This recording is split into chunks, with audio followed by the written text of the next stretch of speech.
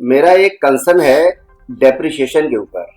Company की balance sheet जब हम ड्राफ्ट करते हैं तो depreciation as per income tax act और as per company act different होता है, और इस चक्कर में बहुत सारे इश्यूज आ जाते हैं। पहले तो प्रॉफिट, मतलब गवर्नमेंट क्या चाहती है कि एज पर कंपनीज एक्ट और इनकम टैक्स एक्ट में क्या उस पर्टिकुलर एसेट की यूजफुल लाइफ क्या डिफरेंट है क्या? हर जगह रेशनलाइजेशन हो रहा है, हर की मतलब इतनी वर्किंग बढ़ जाती है हम लोगों की, ठीक है। कैरी फॉरवर्ड ऑफ लॉसेस, जब कभी बुक प्रॉफिट कैलकुलेट करता कंपनी एक्ट का होगा क्या इसका होगा, आर्टिकल खड़ा हो जाता भैया इसको बताइए कैसे होना, मतलब इतना क्रिटिकल बना देते हैं इसको। उसका डेप्रिसिएशन रेट पहले तो स्ट्रेट लाइन और डब्ल्यूडीवी के बाद फिर जब कभी बैंक असेसमेंट होता है तो कंपनी एक्ट की बैलेंस शीट है, इनकम टैक्स में प्रॉफिट दूसरा आता है, बैलेंस शीट में दूसरा है।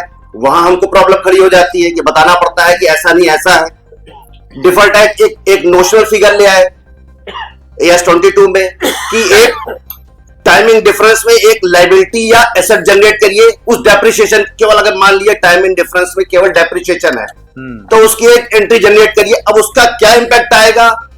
एक बड़े केस में किसी भी प्लेटफॉर्म पे जब हम जाते हैं उसको बताते हैं तो उसको बताइए फिगर है क्या, क्यों आपने इसको कर लिया, उसको असेसमेंट में हमको प्रॉब्लम आती है। अब carry forward of losses company act का होगा कि कैसे होगा? जब बुक प्रॉफिट कैलकुलेट करते हैं तो उसमें डेप्रिसिएशन लॉस और बिजनेस लॉस, मतलब एक छोटा सा पार्ट है।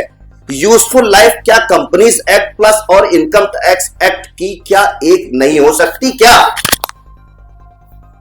ये एक जो पॉइंट है ये शुरू से प्रॉब्लम क्रिएट करता है। छोटी बैलेंस शीट की बात नहीं कि जब आप बड़ी बैलेंस शीट बनाते हैं या जिसका जो है फिक्स्ड एसेट बहुत हैवी होते हैं, उस केस में ये पर्टिकुलर जो डेप्रिसिएशन होता है बहुत ज्यादा डायरेक्ट इंपैक्ट मारता है, और हमको इतनी प्रॉब्लम होती आप समझ नहीं सकते। तो मेरा ये सजेशन है कि एज पर कंपनीज एक्ट और as per income tax act अगर हमारा बिजनेस एक, तो जो दो डिपार्टमेंट दो आई से क्यों देख रहे हैं हमारे बिजनेस को,